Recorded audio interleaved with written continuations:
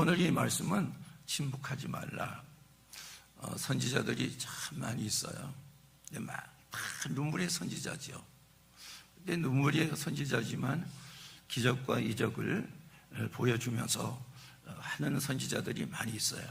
근데 오늘 예레미야 선지자는 하나님께서 불러서 세우셨지만은 예레미야 선지자는 한 번도 기적을 나타낸 적도 없습니다.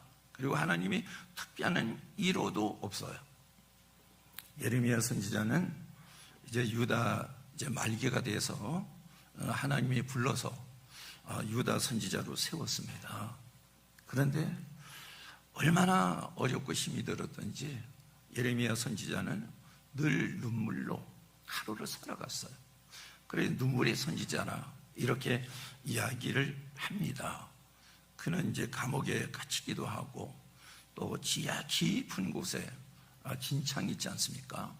늪 같은 곳에 지하를 파고 거기에 갇히기도 하고 하루에 떡덩어리 하나 먹으면서 연명을 해갔습니다. 얼마나 어렵겠어요? 눈물로 살아가는 거죠. 그러니까 하나님 앞에 서운한 마음도 있었죠. 그래도 하나님은 들어주시지 않는 거예요. 위로를 해주시도 않는 거예요.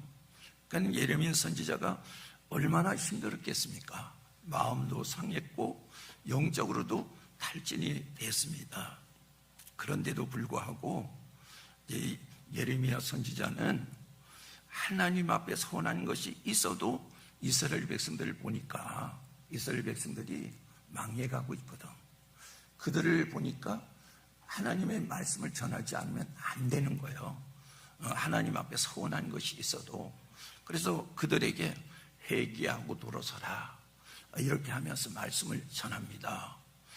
우리가 이제 신앙생활 하면서 살아갈 때 하나님이 오늘 기도의 응답을 내려주셔서 내게 위로를 주셔서 그렇기 때문에 주님께서 하나님께서 내게 주시는 그 일을 내가 기쁨으로 감당해.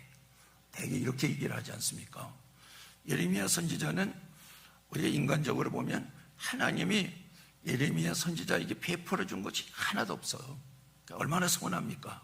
그래도 예레미야 선지자는 하나님에 대한 확신을 가지고 하나님을 신뢰하면서 하나님이 자기에게 사명 준 것에 책임을 다하는 거예요. 이것이 여러분 선지자예요. 요즘에 우리 살아가는 성도들의 모습이어야 되는 겁니다.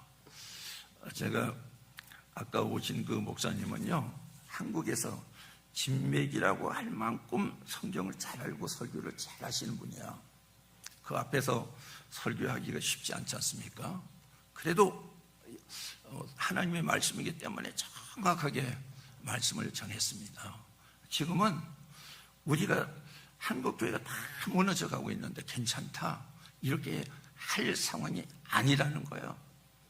지금은 무너져가는 교회나 무너져가는 백성들이 영적인 문제를 보고 그냥 우리가 등한시할 수 없다는 거예요.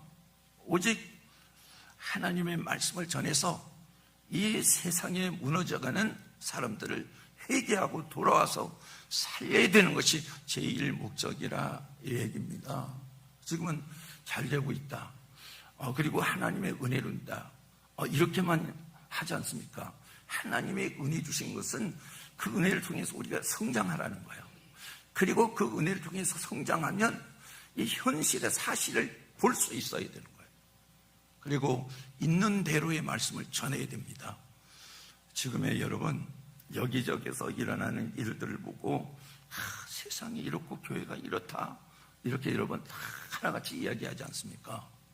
그걸 보고 이렇다 저렇다 할 것이 아니라 예레미야 선지자처럼 정말로 눈물로 사역을 하고 하나님 앞에 서운한 것이 있어도 바른 말씀 전해야 된다. 그래야지 한 사람 두 사람 바로 세워지면서 회복이 되는 것이다. 우리에게는 이 사명이 있습니다. 잊지 마십시오. 제가 일부 예배는 전체 다 말씀을 준비한 대로 전했지만은 지금은 이제 요약을 해서 전했어요. 왜냐하면 간증을 두 분이 하셨잖아요. 그리고 같이 이제 이 쌤쌤이 돼가지고 여러분들이 오늘 은혜 안에서 오늘 정말로 사명을 가지고 이제 말씀 전하는데 전적으로 나설 줄로 믿고 말씀을 전한 겁니다. 아마 역사 이래로 우리 낮예배 시간에 이렇게 짧게 전하는 것은 아마 처음인 것 같아요. 근데 하나님이 역사하실 거예요. 이제 우리가 다 같이 같은 사명을 가지고 예레미야처럼 눈물을 흘리면서 달려나가십시다.